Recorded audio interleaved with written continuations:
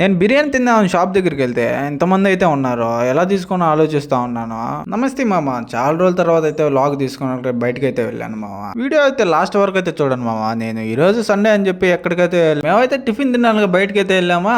ఈయన ఎవరో కానీ అయితే పక్క తెలుగుదేశం అయితే ఉన్నాడు. ఈ ఎండలకైతే చెరువులో నీళ్ళే లేకుండా అయితే పోతున్నాయి. మన ఒంట్లో ఉన్న నీరు ఎంత నీరు లేకపోయినా బతకొచ్చు, కానీ చెరువులో నీళ్ళు లేకపోతే అసలు అయితే మనం అయితే బతకలేము.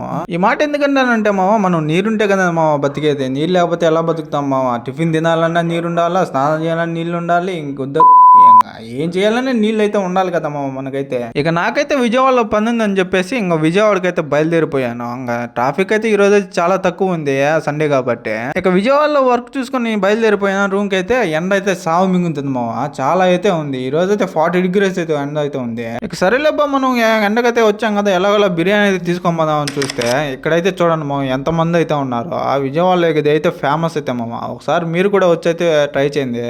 నెక్స్ట్ వీడియోలో అయితే మళ్ళీ కలుద్దాం.